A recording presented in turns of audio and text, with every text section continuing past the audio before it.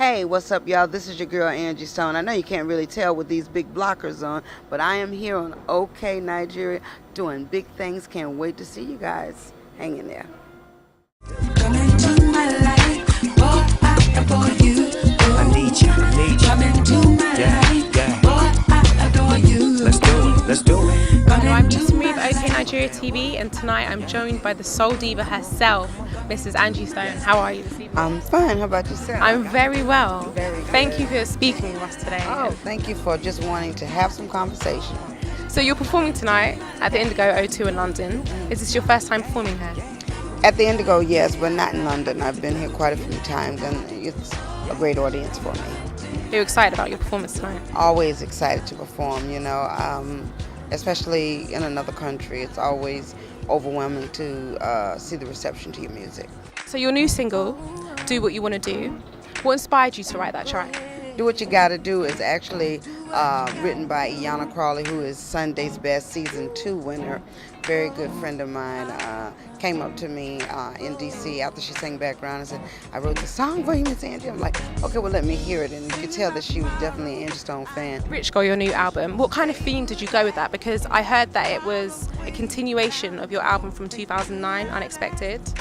Well, Rich Girl, not so much as a continuation, but what has happened is I reviewed all of my albums, Mahogany Soul being the world's favorite album. I kind of leaned towards that album more on this album and created sounds that were reminiscent of that feel for an album, along with some new stuff. And I just think overall I went back to the basics, and that's not just putting 10 tracks on an album, but putting an embodiment of work that says, you know what, it's not about anything but the music. So you've been nominated for 3 Grammys in your career, and you're a legend in the music industry. Is there anything that you haven't done that you would love to do, maybe a collaboration with someone? I'd like to win a Grammy. No, it's not that important to me. That, the fact that I've been nominated in itself is a recognition that I'm worthy to be nominated. So I'm grateful for just that. I'd love to work with Lauryn Hill. I'd like to see her resurface because I think she's brilliant. She reminds me of a young me. Now she reminds me, my daughter, of herself. And I just think working with her along with a few key other people that I think are very, very, very gifted, I would love to sit down and do some collaborations with. Favorite city that you've toured in? Wow, that's a tough cookie because I love coming overseas. I love Amsterdam. I think it's very rewarding. I love Belgium. I love London. I love Nigeria. So absolutely. I'm always made to feel like a queen when I'm there. So it's safe to say that in all walks of my career, I have my favorite times and periods in my life, and I would have to say that right now, this is a very, very favorite moment of mine because there's a lot of career-stopping things happening right now with regards to my music, television, film, a lot of things going on at one time, which is great. Afrobeats has become really popular of late. Have you got any Afrobeat artists that you really like Diva, Wizkid?